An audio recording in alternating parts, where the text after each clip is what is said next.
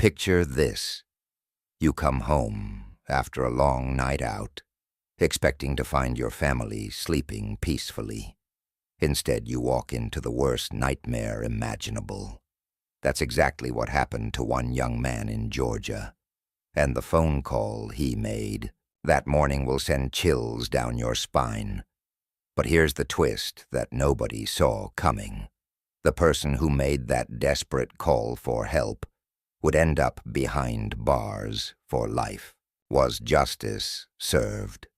Or did the system get it completely wrong? Stick around, because this story has more plot twists than a Hollywood thriller. It was a typical Saturday morning in August 2009, when 911 operators in a small Georgia town received a call that would haunt them forever. The voice on the other end was shaking, panicked, completely broken. A 22-year-old man was screaming that his entire family had been murdered. When police rushed to the scene at a quiet trailer park, what they discovered was beyond horrific. 8 people had been brutally beaten to death with some kind of heavy object. The violence was so extreme that it would later be called the worst mass murder in Georgia's history. Now here's where things get interesting.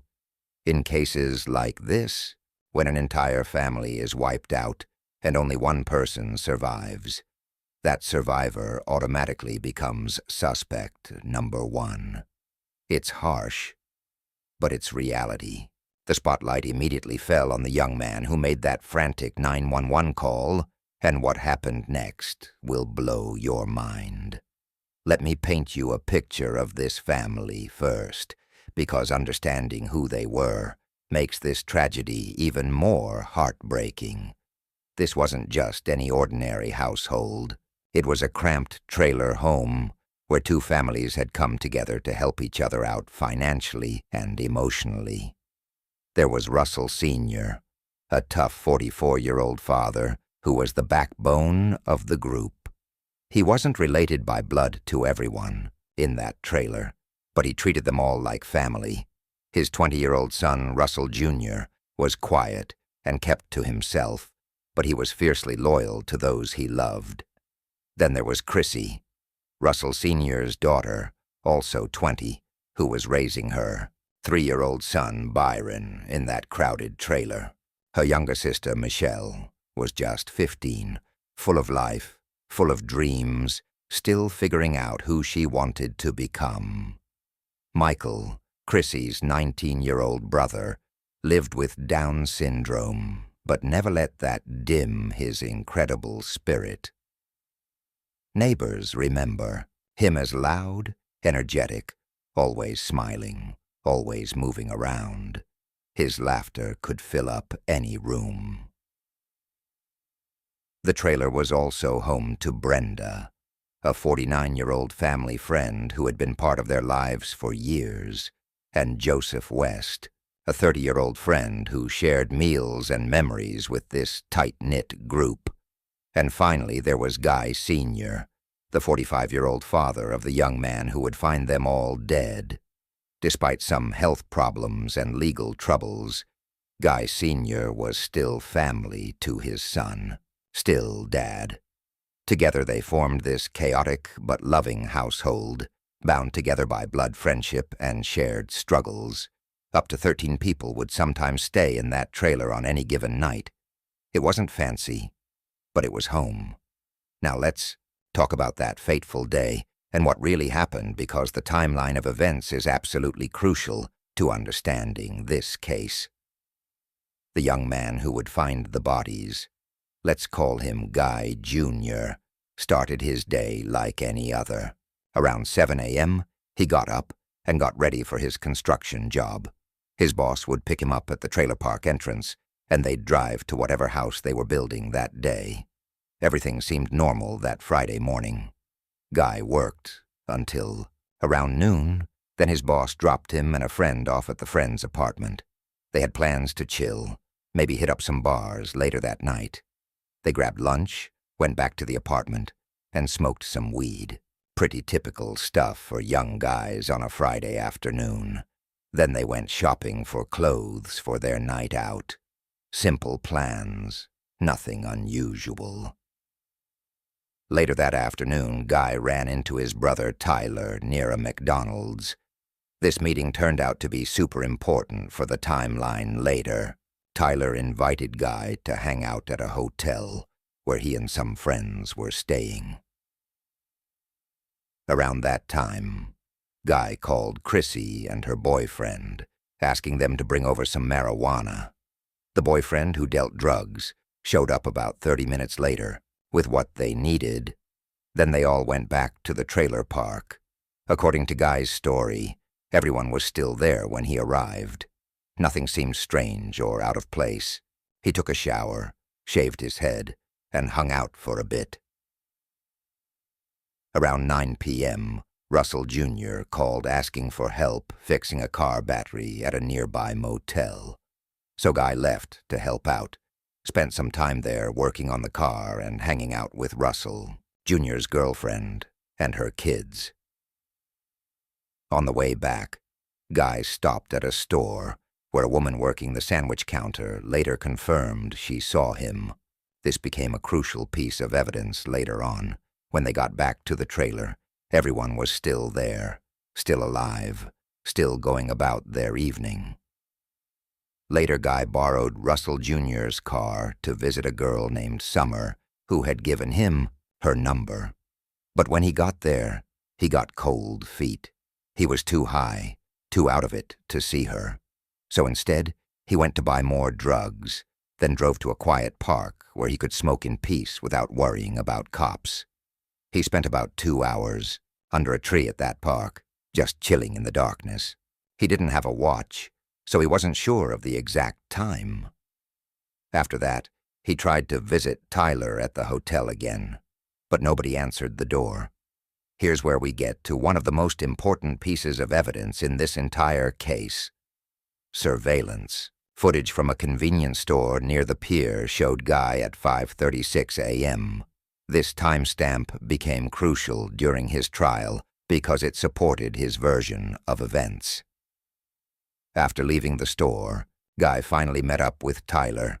They spent some time together, dropped off Tyler's girlfriend and friend, grabbed food at a 24-hour diner, and then Guy decided it was time to head home. It was early Saturday morning now, around 8 a.m., when Guy pulled up to the trailer. The moment that would change his life forever was about to unfold.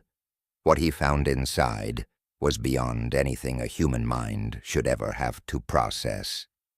The front door was unlocked, which wasn't unusual for this family, but right there, just inside the doorway, was his father, motionless, covered in blood, his body twisted and disfigured in ways that didn't look human anymore.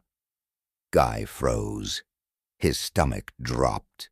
His mind couldn't make sense of what his eyes were seeing. Blood was everywhere. The silence was deafening. Panic took over. He started running through the trailer, calling out, checking rooms, hoping against hope that this was some kind of sick nightmare. But it only got worse. Every room was like something out of a horror movie. The entire family was scattered across beds and floors, each one beaten beyond recognition. Some were slumped awkwardly, others lying in pools of blood. One looked like they had tried to crawl away before collapsing. No movement, no signs of life, just blood, silence, and the kind of shock that breaks your brain. Guy was spiraling. His hands were shaking. His legs felt weak.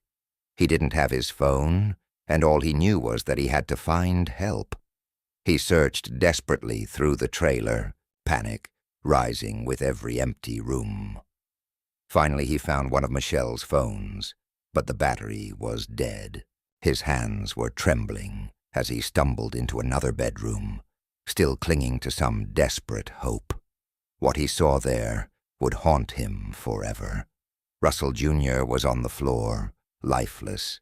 Michael was on the bed, completely still, blood soaking.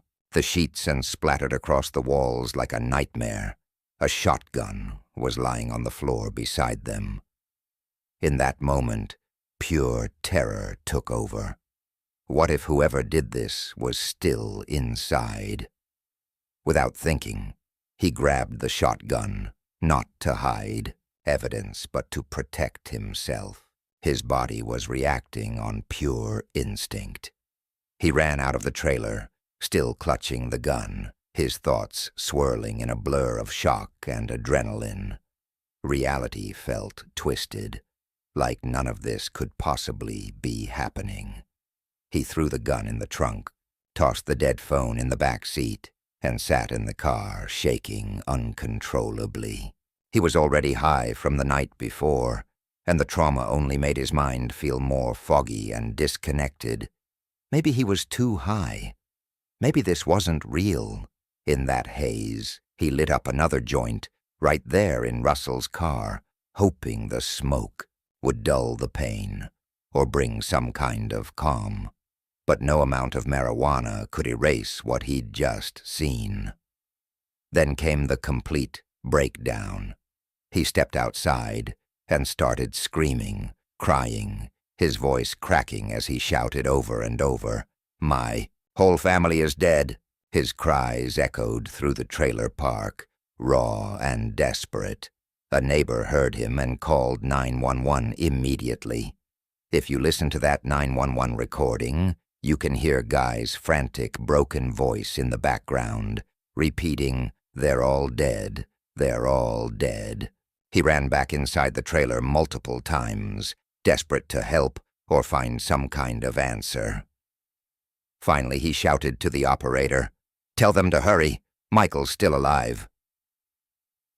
By the time police arrived, Guy was outside throwing up next to a truck. He was drenched in sweat, pale, shaky, clearly in shock. Officers described him as wide-eyed and lost, trembling and confused. The retching, the trembling. It didn't look like the behavior of a cold-blooded killer. It looked like the reaction of someone who had just walked through hell and witnessed the unthinkable. And yet, everything changed just hours later. Instead of being comforted or treated like a survivor, Guy was arrested, just like that. One minute he was a grieving man overwhelmed with shock. The next he was the prime suspect in the most brutal crime the town had ever seen. No one else was seriously questioned. No one else was detained. Only him. Now you're probably thinking the same thing I was thinking. How does that make sense? If you have a detailed timeline, surveillance footage that matches the suspect's story, and he's the one who called for help, wouldn't that clear him of suspicion? Well, that's where this case gets really wild. Despite all the evidence supporting Guy's timeline, despite him being the one who discovered the bodies and called 911, despite having no history of violence, he became the one and only suspect. This was especially shocking because initially, even the police admitted that multiple people had to be involved. How could one person silently beat 8 people to death in a cramped trailer without anyone hearing or trying to stop him? Yet somehow, that's exactly what the authorities came to believe.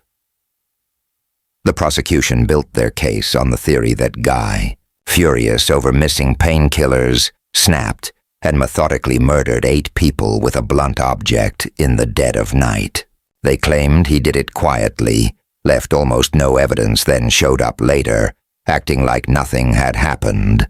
But the story had massive holes. No one heard screams. No one heard a fight. There were no scratches or defensive wounds on Guy, no blood on him, no trail of evidence, no witnesses, no sign he had cleaned up afterward. The lead prosecutor even admitted in court, "We don't have any evidence placing Guy at the crime scene during the murders." But they pushed ahead anyway. The case was built on 3 basic things.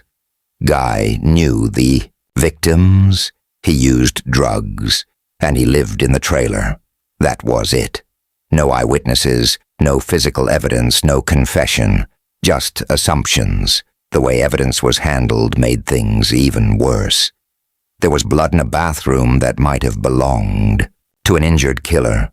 Police photographed it, but never tested or preserved it. Other critical evidence wasn't tested either, or it was thrown out completely. One officer took Guy's clothes but didn't log them into evidence that night. Instead, he kept them overnight, breaking the chain of custody. Internal Affairs had already flagged this officer for similar behavior in past cases.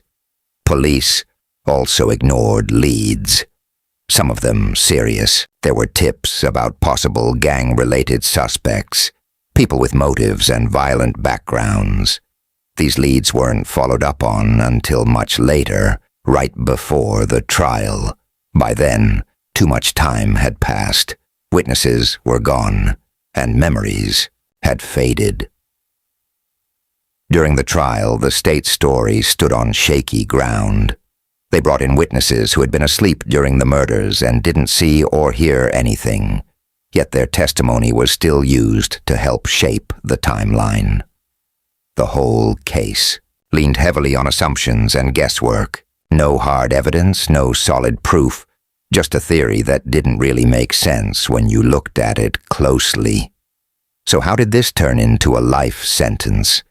How did a young man with no criminal history of violence end up behind bars for life based on such flimsy evidence? This wasn't just a courtroom failure. It was a failure at every level. From the rushed investigation to the ignored leads, from the mishandling of evidence to the lack of real proof, everything pointed to a system more focused on closing the case than getting it right. Today, that conviction is being questioned more than ever. Advocates continue to fight for a re-examination of the evidence, and people who once believed Guy was guilty are starting to take a second look. Think about it. If you walked into that trailer and found your entire family brutally murdered, how would you react? Would you be calm and collected? Or would you be exactly like Guy was, panicked, screaming, throwing up, completely traumatized? The lack of hard evidence, the sloppy investigation, the ignored leads, it all paints a picture of a justice system that failed spectacularly. Whether Guy is innocent or guilty, one thing is crystal clear. This case was not handled properly from day one. So what do you think? After hearing all of this, the timeline that checks out, the surveillance, footage that backs up his story, the complete lack of physical evidence, the mishandled investigation, do you believe justice was served? Or do you think an innocent man is sitting in prison for a crime he didn't commit, while the real killers walk free? Drop your thoughts in the comments below. This case is far from over, and the more people who know about it, the better chance there is that the truth will finally come to light.